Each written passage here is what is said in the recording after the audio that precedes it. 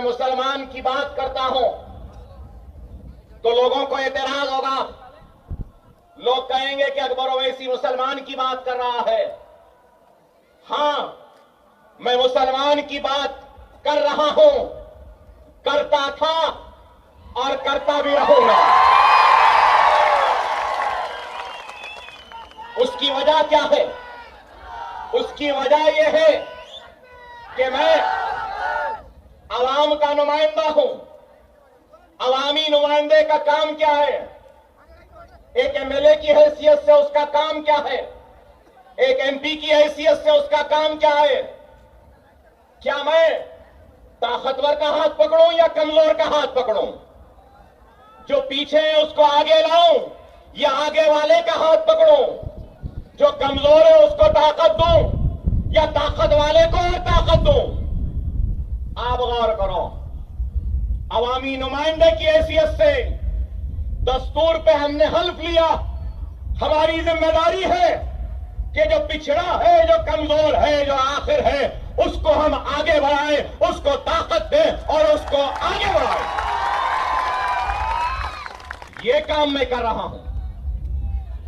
लेकिन बाज लोगों को ये काम बुरा दिखता है। आज ये फाउंडेशन स्टोन की तकरीब सिर्फ एजुकेशनल कैंपस का फाउंडेशन नहीं है, ये नेशन बिल्डिंग का एक कंट्रीब्यूशन है हमारी तरफ से जो हम दे रहे हैं। ये बात गलत नहीं है। नेशन की जब बात करता हूं तो नेशन एक से नहीं बनता, नेशन दो से नहीं बनता। नेशन बनता है तो हिंदू से, नेशन बनता है तो मुसलमान से, नेशन बनता है तो सिख से, नेशन बनता है तो ईसाई से, नेशन बनता है तो पारसी से, नेशन बनता है तो बुद्धिस्ट से, नेशन बनता है तो जैन से, नेशन बनता है तो गॉड, भगवान या अल्लाह को नहीं मानने वालों से भी। नेशन का मतलब क्या है? जहां पे हर कोई रहता बसता है। और हिंदुस्तान में हिंदू भी है, मुसलमान भी है, सिख भी है, ईसाई भी है, पारसी भी है, बुद्ध भी है, जैन भी है और हर मजहब के, कई मजहब के मानने वाले हैं। इससे नेशन बनता है। और कोई भी मुल्क उस वक्त तक कामयाब नहीं होता, तरक्की याफ्ता नहीं कहलाता, जब तक कि उस मुल्क के हर शहरी को इस बात का एहसास न हो कि वो भी मुल्क की तरक्की का हिस्सेदार है। मैं आज इस फाउंडेशन स्टोन के जरिए मुसलमान बच्चों को नेशन बिल्डिंग प्रोसेस का हिस्सा बनाने के लिए आया हूं।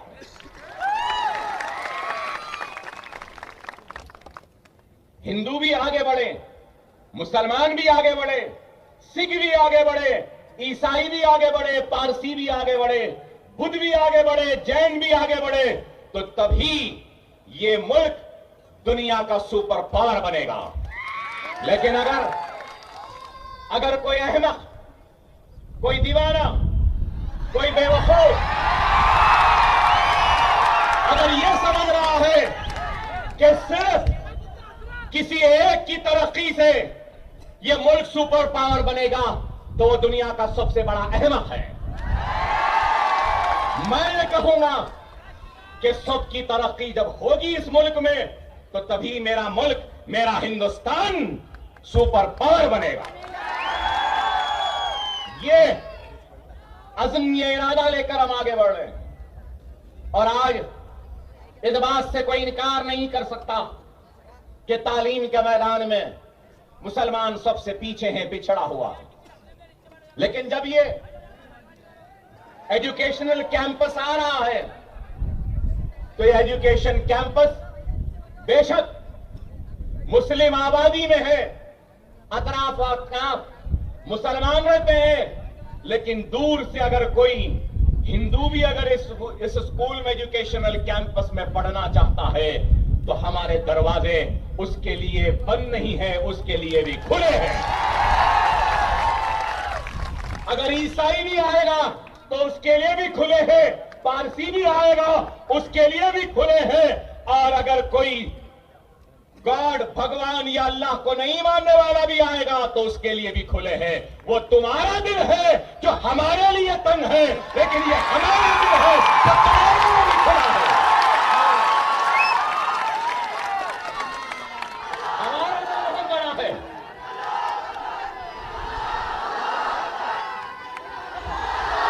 ये दिल बड़ा था, ये दिल बड़ा था, इसलिए हमने जाबाजी व हुक्मरानी की सरजमीन पर हमने दिलों को जीतकर अपने वसी दिल में हर किसी को जगह दी।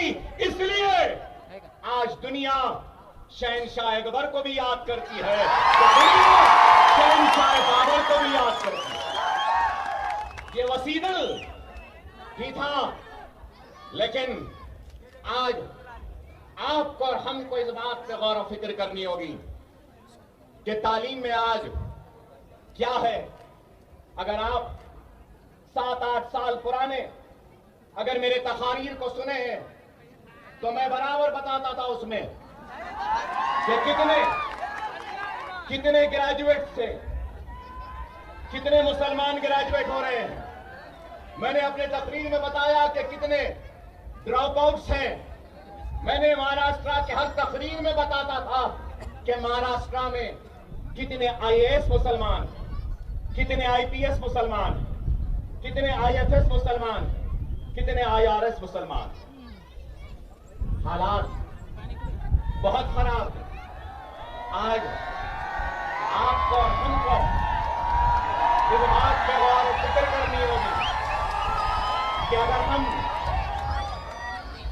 हम हालात का मुकाबला करना चाहते हैं तो जज्बाती तकारीर, जज्बाती नारों या फिर चीखने या चिल्लाने से कुछ नहीं होगा।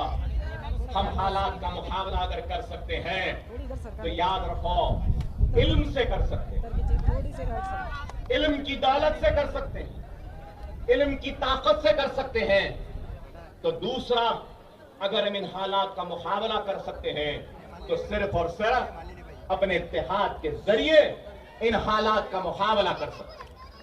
अगर आज हम देखते हैं all India survey of higher education 2019 and 20 की रिपोर्ट को अगर हम देखते हैं तो टोटल मुस्लिम स्टूडेंट, जुमला मुसलमान बच्चे जो हायर एजुकेशन में सारे हिंदुस्तान में जिनका एनरोलमेंट हुआ है, उनका फीसद कितना है? 5.5%, ओनली 5.5%। और हमारी आबादी क्या है इस मुल्क में? हमारी आबादी क्या है? क्या आबादी के हिसाब से हमारा एनरोलमेंट है? नहीं है। और अगर हम टोटल स्टूडेंट हायर एजुकेशन में 2019 और 20 में महाराष्ट्र में जिनका एनरोलमेंट हुआ है उनकी तादाद देखते हैं तो 42,65,472, 42,65,475 टोटल एनरोलमेंट हायर एजुकेशन में स्टूडेंट्स का। उसमें मुसलमानों का शेयर कितना है? गौर से सुनो मेरे भाई, मैं जानता हूं आप क्या सुनने आए हैं। आप जो सुनना चाहते हैं वो भी सुनाऊंगा, लेकिन पहले मैं जो सुनाना है सुन लो। पहले मैं सुना रहा हूं, सुन लो। 42,65,472 टोटल एनरोलमेंट में से मुसलमानों का enrolment 1,66,228, 1,66,228।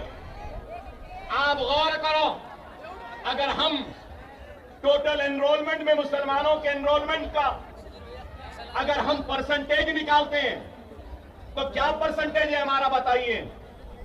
Higher education in the year 19 and 20 अगर हम जिस रियासत से मैं आया हूं, जहां से मैं आया हूं, अगर वहां देखते हैं तो 19 और 20 में 13,89,603 स्टूडेंट्स का एनरोलमेंट हुआ था, जिसमें से 1,21,900